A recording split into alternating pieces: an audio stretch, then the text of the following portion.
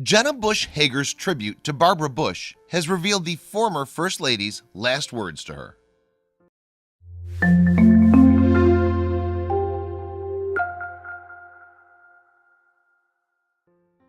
Losing a relative is never easy, particularly when that person has influenced you and so many others. So when Barbara Bush took ill, her family must have pondered what life would be like without her.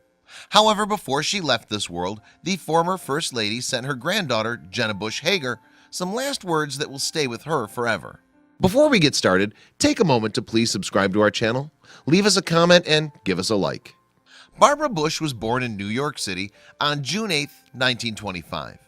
During her childhood, she was just like any other kid and enjoyed athletic activities such as swimming and tennis. However, when Barbara was just 16, she had a life-changing encounter. It was then that the teenager first met her future husband, George Bush, at a Christmas dance in Greenwich, Connecticut.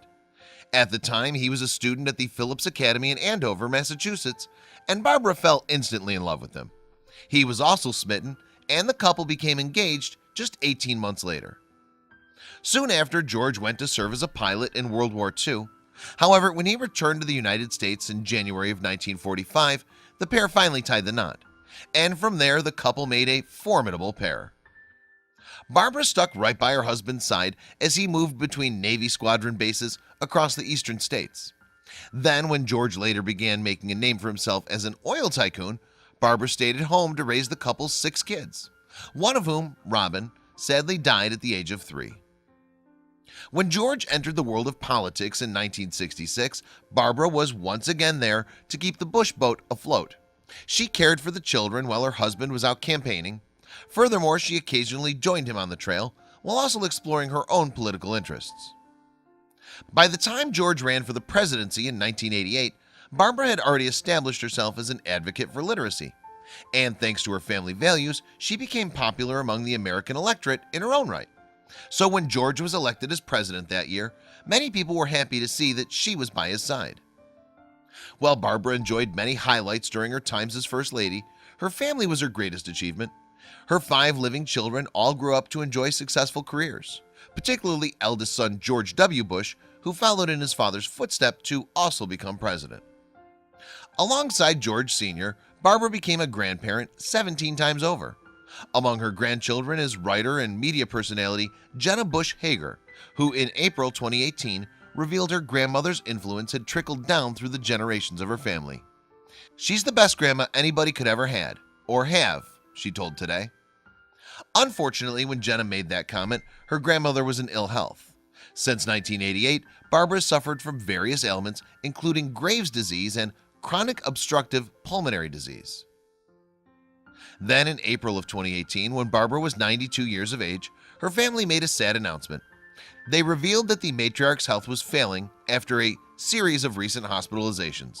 Furthermore, instead of seeking treatment, Barbara had opted for comfort care at home with her family. Barbara passed away on April 17, 2018, leaving her family and countless fans devastated. Among the mourners was, of course, Barbara's granddaughter, Jenna, who paid tribute to her grandmother in the days after her death. Reading an emotional letter on Today, Jenna said, "You are our family's rock, the glue that held us together. I hope you know in your final days how many people prayed for you, how many people told me they loved you." Continuing to describe the public's devotion to Barbara, Jenna added, "People stopped me everywhere, in airports, on the street, and declared their love for you. It always felt good. We didn't mind sharing you with the world." Jenna continued, "We called you the enforcer. It was because you were a force and you wrote the rules. Your rules were simple. Treat everyone equally, don't look down on anyone, use your voices for good, read all the great books." Later in her tribute, Jenna revealed some of her grandmother's last words to her. Barbara had sent her an email with the subject line, "You." When Jenna opened the correspondence, she learned that it read, "I'm watching you. I love you, Ganny." Barbara was laid to rest on April 21, 2018, at St. Martin's Episcopal Church in Houston, Texas.